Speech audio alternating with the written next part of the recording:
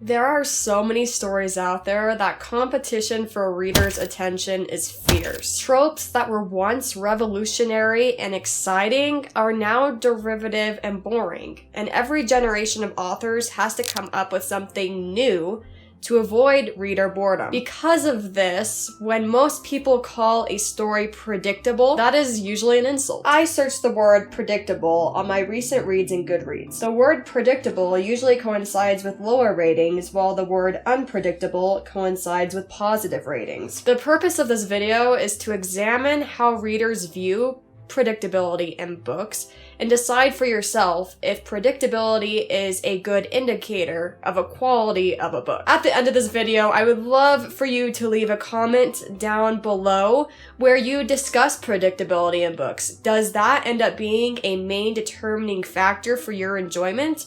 Or is predictability okay? Last week on the Dragon's Library Discord, I asked everyone a question. First of all, I made fun of myself because sometimes when I ask people questions, they come a little bit off as a school prompt. Oh well.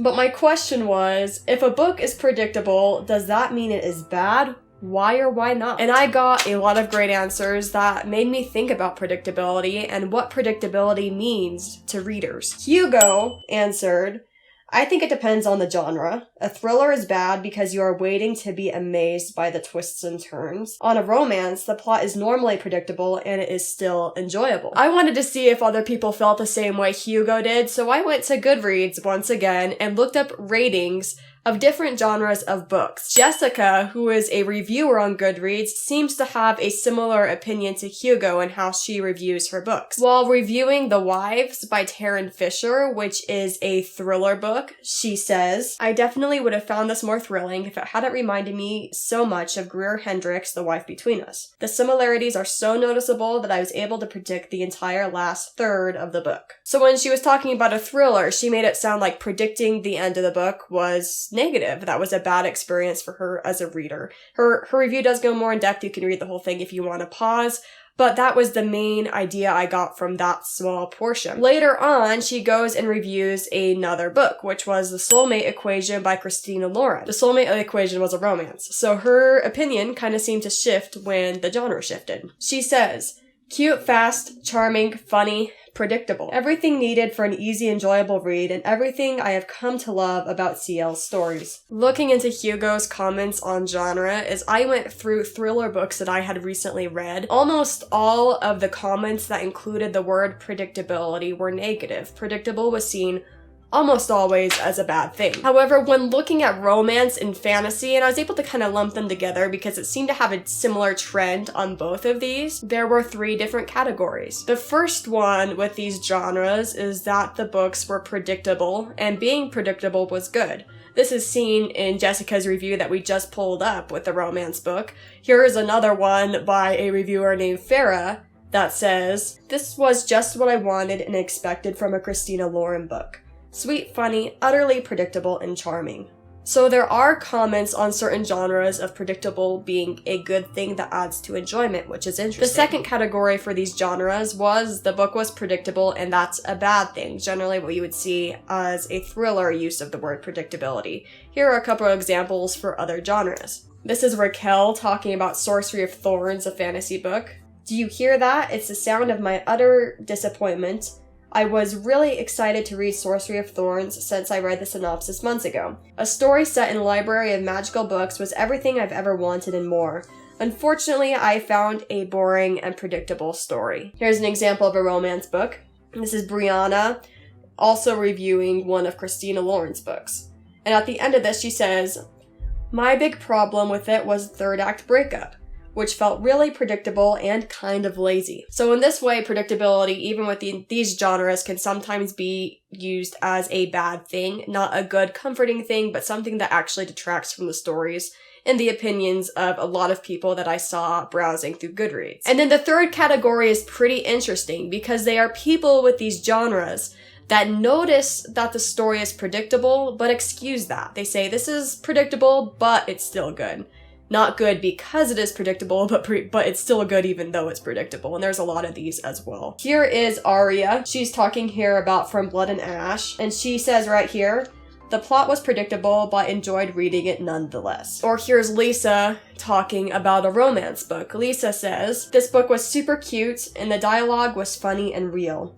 It was predictable in many ways, but it was funky and cool." So it was predictable, but it was also good. So I would say genre does affect people's view of predictability, but it's not completely simple. There's different opinions on this, and different people think of predictability in different ways. One thing that predictability is also tied to is being derivative of another story. Generally, if a book is predictable, it uses tropes and ways of structuring a story that have already been used in the past, and generally is taking a lot of inspiration. I've done a video on kind of inspiration used in stories before and what it takes to actually be plagiarism.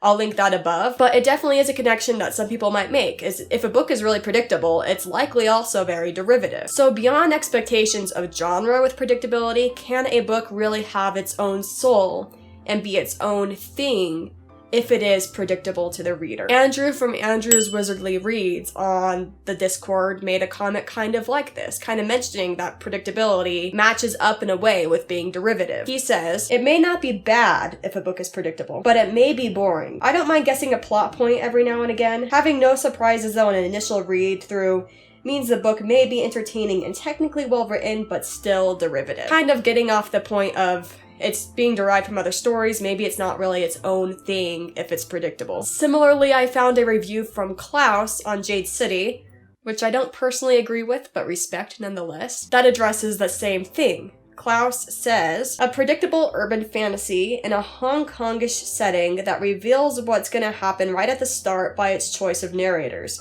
Technically well written, but without a soul." These comments kind of reveal that a book that is predictable is usually or often technically well written, but overly structured to follow a certain format that may deprive a book of its own identity and feeling and soul. Which, you know what, in some cases, I think can definitely happen. So I think there's a lot of merit to looking at it this way as well. Can a book that is predictable really be its own thing? Can it really be adding more to the genre that it's in?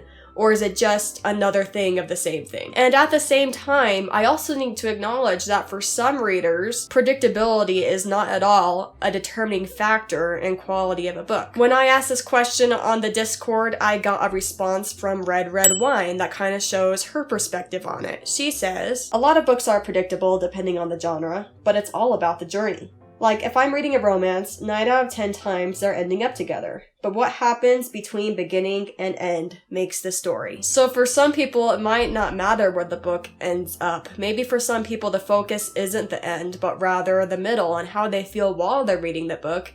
And if the book actually takes them somewhere that they could have predicted, it doesn't really matter because that's just not what they're focusing on. So there's definitely readers like that as well. I kind of want to address why I chose this topic for this video. And the reason is in the past year, I mean, it does stem from thrillers. I've been reading more thrillers. And I think the biggest fear of a thriller author is being called predictable, a book being called predictable, because usually that means bad. And I've just noticed that sometimes I feel like authors, in order to avoid being predictable, overcompensate, make twists that are completely ridiculous and crazy and not at all foreshadowed in order to shock a reader. And for me, while I don't want my books to be predictable, I do want to be shocked at the ending. The foreshadowing that leads up to that ending is really important. So emphasizing the importance of being unpredictable to the point that we lose a lot of quality in writing is something that scares me. So my personal opinion is if a book is well structured, set up, and unpredictable, that's ideal. However, just unpredictability for unpredictability's sake can lead to stories that are being written now that are frankly ridiculous and over the top. And you know what? I've kind of recently wondered, and I might be completely wrong here, but I have wondered, is writing a review that focuses on a book's predictability just a way for people to explain why they didn't like a book that they didn't like for other reasons? It's really easy to say that a book was predictable. It's really easy to add that on. If you really love every other aspect of a book, will you really care if it's predictable? I don't know. Walker Wright 7 on the Discord kinda got the same view as me. He says, if you generally don't care for the story or characters, then you'll tack on, and it was predictable. So in a way, I think predictability can also be an excuse just to say why you didn't like a book, when you might have different reasons that are not as easy to put into words. But it's complicated. It's just so complicated, because I also get that a book that is completely predictable, derivative, and boring is non-entertaining and could fall flat just for the sake of being predictable. And a predictable story can oftentimes be a forgettable story. It just blends in with everything else because sometimes it's not distinct enough to stand out in your mind. So my opinion is very split on this. I'm still forming it myself, but I want to hear what you think in the comments. Does predictability change the quality of a book? Or is it more of a secondary factor that is only really brought up when other factors already failed? Can't wait to see what you have to hear. If you liked this video and got to this point, please give the video a like, and thank you so much for watching to the end. Have a great day, and hopefully I'll see you later.